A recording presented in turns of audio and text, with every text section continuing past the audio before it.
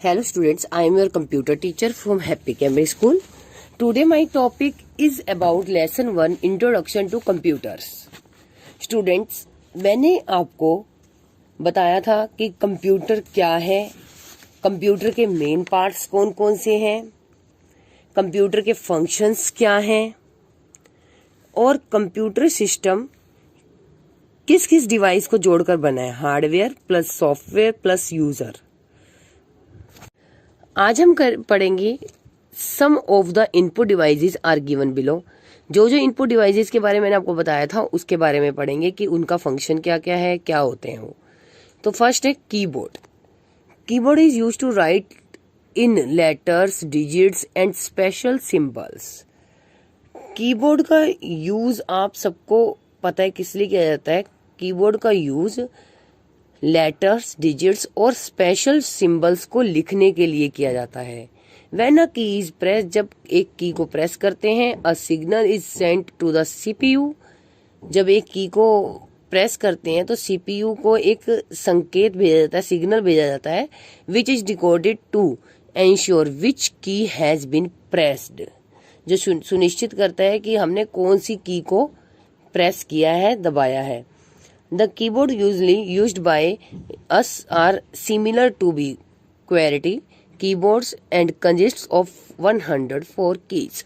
तो कीबोर्ड में total keys कितनी होती हैं? 104 कीज होती हैं कीबोर्ड में। कौन कौन सी होती है? नंबर कीज होती हैं, अल्फाबेट्स कीज होती हैं, फंक्शन कीज होती हैं, स्पेशल कैरेक्टर कीज होती हैं, स्पेशल कीज होती हैं जैसे एंटर की हो गई, शिफ्ट की हो गई, कैप्स लॉक की हो गई, ठीक है, और एरो कीज। ये सारी कीज होती हैं कीबोर्ड में। नेक्स्ट आता है माउस। माउस क्या है? माउस एक पॉइंटिंग डिवाइस है। मैंने आपको लाइव क्लास में दिखाया भी था, शो किया था कि कीबोर्ड क्या होता है, माउस क्या होता है, स्कैनर क्या होता है, ठीक है। तो अब आपको मैं ओरल बता रही हूँ। माउस एक पॉइंटिंग डिवाइस है, ठीक है। We use it to function in a graphic environment such as window operating system. वो कहते हैं कि इसका यूज विंडो ऑपरेटिंग सिस्टम जैसे ग्राफिक एनवायरनमेंट में किया जाता है, वर्क करने के लिए किया जाता है, ग्राफिक एनवायरनमेंट में वर्क करने के लिए किया जाता है।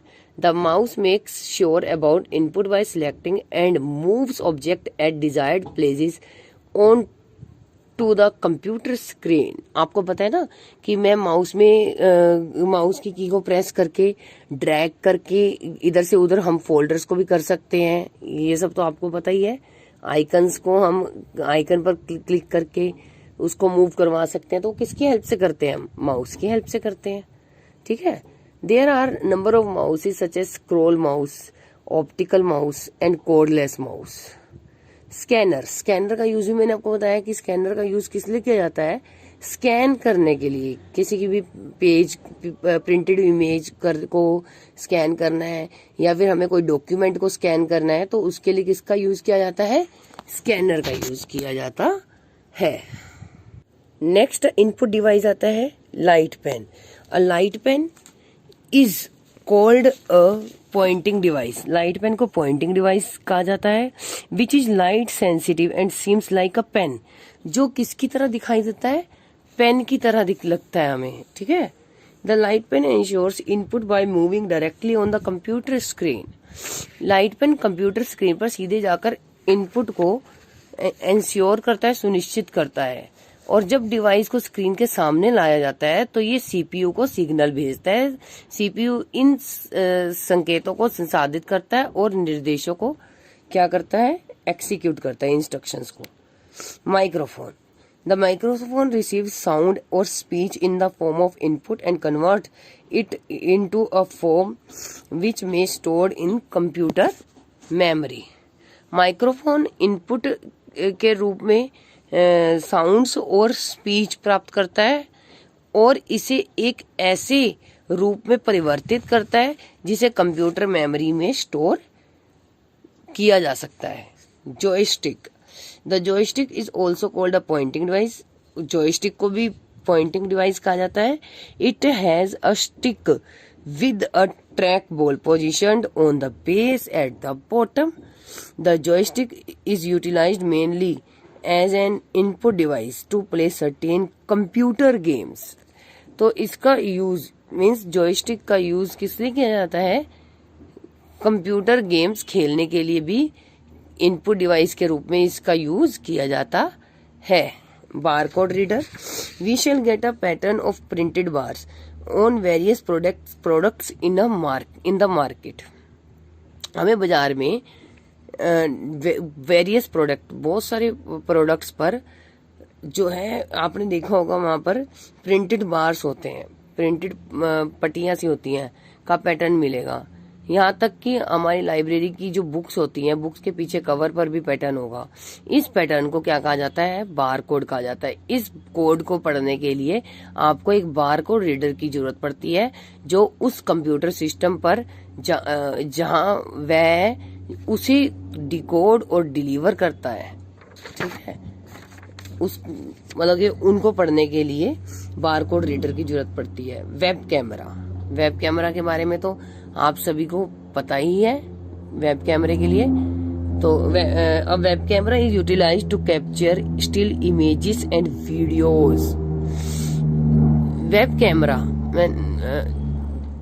अभी भी इमेजेस और वीडियो को देखने के लिए एक वेब कैमरे का यूज किया जाता है।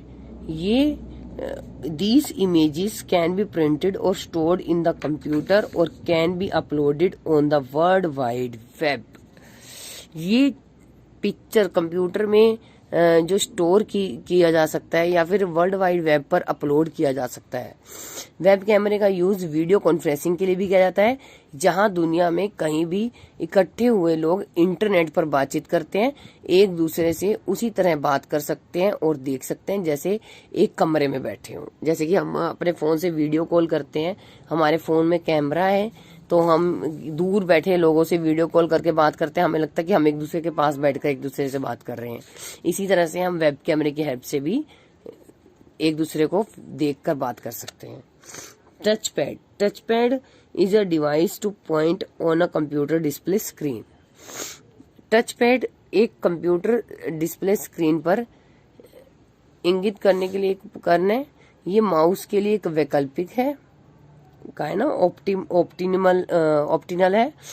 ठीक है, असल में ये लैपटॉप कंप्यूटरों में शामिल किया गया था। डेस्कटॉप कंप्यूटर के लिए टच पैड भी बनाए गए हैं। जो यूजर है, यूजर की उंगली और उसके मतलब टच, जैसे कि आप लगा लो अपने फोन में टच वर्क करते हो, उसी तरह से इसका भी रोल है। Touch screen, a touch screen is a computer display screen.